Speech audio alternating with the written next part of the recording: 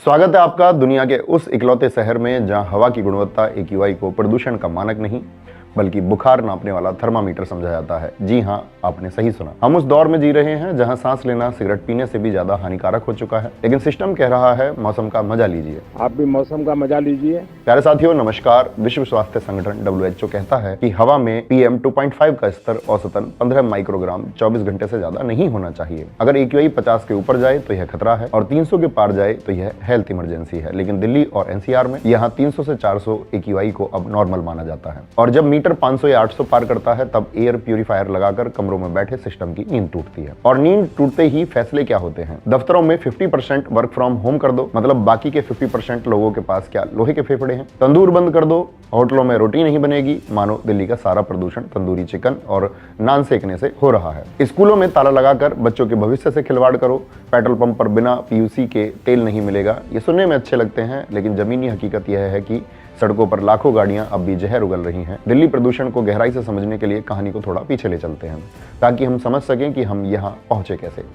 आपको याद होगा जब दिल्ली में पिछली सरकारें थीं तब कुछ आज के 50% वाले नियम की तरह ही जब नवंबर दिसंबर का महीना आता था तो उस समय भी सरकार की प्रतिक्रिया एक रटे रटाए नाटक जैसी होती थी। अचानक ऑड इवन लागू कर देना। जो इवन डेट्स हैं उनको इवन नंबर्ड व्हीकल्स उन दिनों में अलाउ किए जाएंगे और जो ऑड डेट्स हैं उसमें ऑड नंबर्ड व्हीकल्स अलाउ किए जाएंगे। स्कूलों में छुट्टियां घोषित कर देना और कंस्ट्रक्शन साइट्स पर ताले लगा देना। जनता को लगता था कि यह सब काम चलाऊ है, कोई ठोस नीति नहीं है। फिर वक्त बदला, सरकार बदली और दावा किया गया कि अब प्रदूषण के खिलाफ एक वैज्ञानिक युद्ध छेड़ा जाएगा। लेकिन आज जब हम हकीकत देखते हैं तो पाते हैं कि युद्ध प्रदूषण से नहीं बल्कि डेटा से लड़ा जा रहा है। अगर आपने अभी हाल फिलहाल के कुछ दिनों में किसी सरकारी ऐप या गूगल पर दिल्ली और NCR क्षेत्र का AQI चेक किया होगा तो आपको शायद 350 या 400 का आंकड़ा दिखेगा। लेकिन अगर आपने अपने घर या ऑफिस में किसी एयर प्यूरिफायर के रीडिंग को देखा होगा तो आपको 700, 800 या शायद उससे भी ज़्यादा का डरावना आंकड़ा दिखाई देगा। यह जो 400 अंकों का फासला है यह कोई तकनीकी खराबी नहीं है, यह आज के दौर का सबसे बड़ा साइंटिफिक डेटा फ्रॉड है जिसे सिस्टम ने अपनी नाकामी छिपाने के लिए इजाद किया है। IQ एयर जैसी एजेंसियां अपनी सैटेलाइट रिपोर्ट में दावा कर रही हैं कि दिल्ली का असली AQI 700 से 800 के बीच है। यह इमरजेंसी नहीं, मौत का सायरन है। लेकिन हमारी सरकारी मशीनें 400 से 450 पर क्यों अटक जाती हैं? कारण है कि जहां जहां सरकारी AQI सेंसर मॉनिटर लगे हैं वहां वहां एंटी स्मोक गन से पानी का बौछार किया जा रहा है। जैसे ही सेंसर गीला होता है वह हवा में मौजूद प्रदूषण के कणों को नहीं पढ़ पाता है और रीडिंग आधी हो जाती है। यह वही बात हुई कि मरीज को बुखार 104 डिग्री है लेकिन आपने थर्मामीटर को बर्फ के पानी में डुबोकर कहा देखिए बुखार तो नॉर्मल है।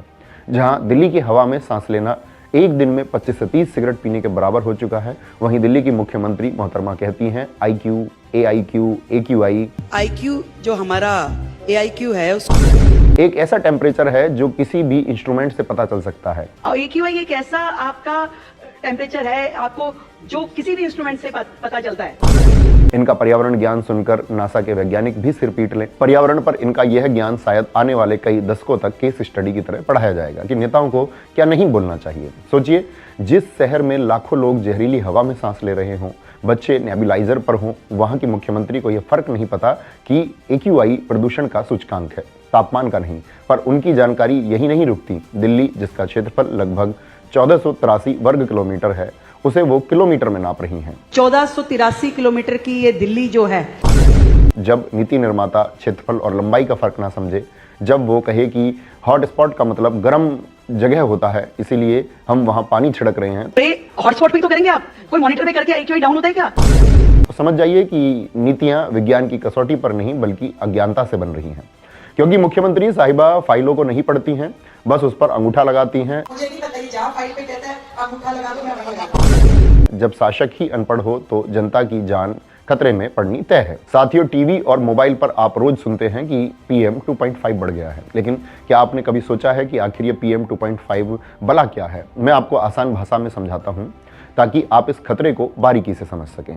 PM का मतलब होता है पार्टिकुलेट मैटर, यानी हवा में मौजूद कण। इसे आसान भाषा में ऐसे समझिए, आप अपने सिर का एक बाल लीजिए, उस एक बाल की मोटाई जितनी है उस पर इस PM 2.5 के 30 कण रखे जा सकते हैं। सोचिए यह कितना महीन है। और इससे खतरा यह है कि PM 10 धूल गर्दा तो हमारी नाक के बाल या गले में फंसकर रुक जाता है और बलगम के जरिए बाहर आ जाता है, लेकिन PM 2.5 इतना छोटा कण है कि यह नाक और गले के बैरियर को तोड़कर सीधा हमारे फेफड़ों, लंग्स में गहराई तक घुस जाता है और वहां से हमारे ब्लड में मिल जाता है। इसी वजह से heart attack, brain stroke, blood sugar और श्वास संबंधी बहुत सारी समस्याएं होती हैं।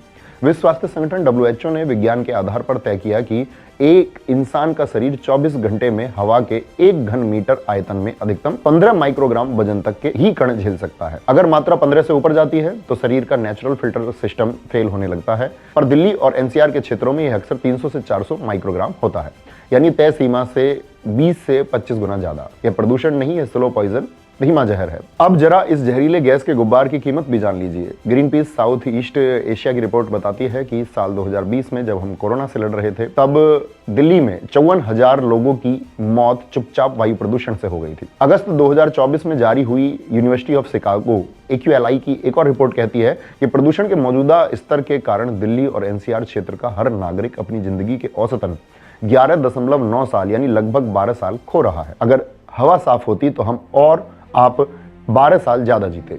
लेकिन अगर आप सोचते हैं कि यह सिर्फ दिल्ली की कहानी है, तो द लेसेंट प्लानिटरी हेल्थ की दिसंबर 2020 में प्रकाशित रिपोर्ट के आंकड़े देखिए।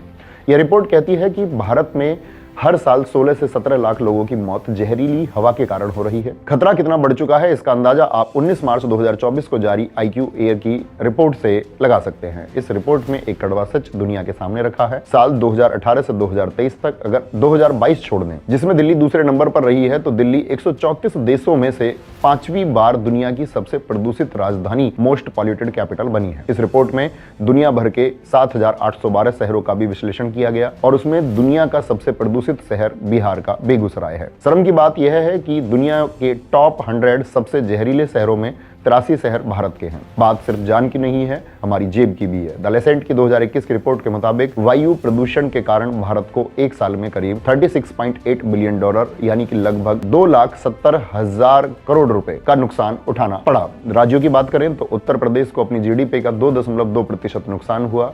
अब जरा इस आंकड़े का गणित और हकीकत समझिए। साल 2019-20 में उत्तर प्रदेश की कुल GDP करीब 16.89 लाख करोड़ रुपए थी। अगर हम इसका 2.2% निकालें तो यह रकम करीब 37,158 करोड़ रुपए बनती है। शायद आप सोचें कि ये पैसे धुएं में कैसे उड़ गए, तो जवाब है मेडिकल खर्च और काम का नुकसान।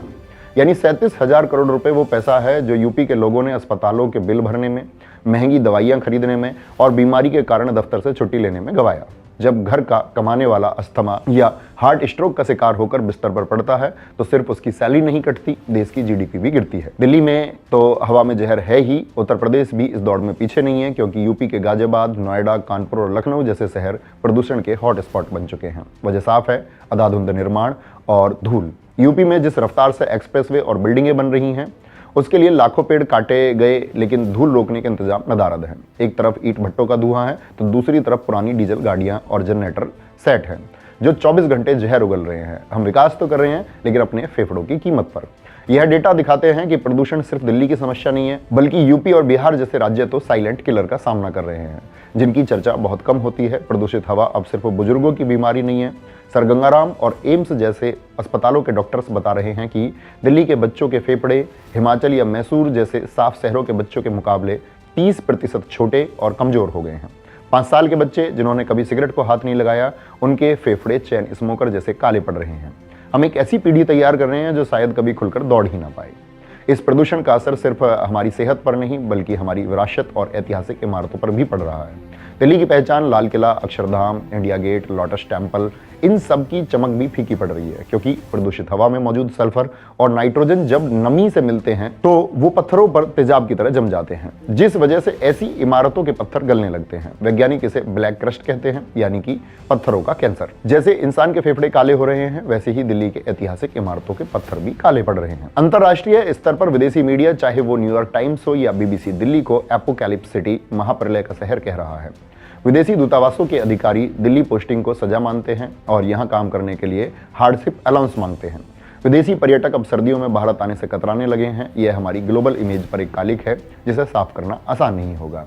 सरकार कहती है कि वो कोशिश कर रही है। याद कीजिए, कुछ समय पहले आर्टिफिशियल रेन यानी कि कृत्रिम वर्षा का कितना शोर मचा था। IIT कानपुर के साथ मिलकर योजना बनी, सुप्रीम कोर्ट में बड़े बड़े हलफनामे दिए गए। मीडिया रिपोर्ट्स के मुताबिक इस पूरे तामझाम और पायलट प्रोजेक्ट की प्लानिंग में करीब करोड़ों रुपए का खाका तैयार हुआ। जनता को लगा कि शायद विज्ञान हमें बचा लेगा, लेकिन हुआ क्या?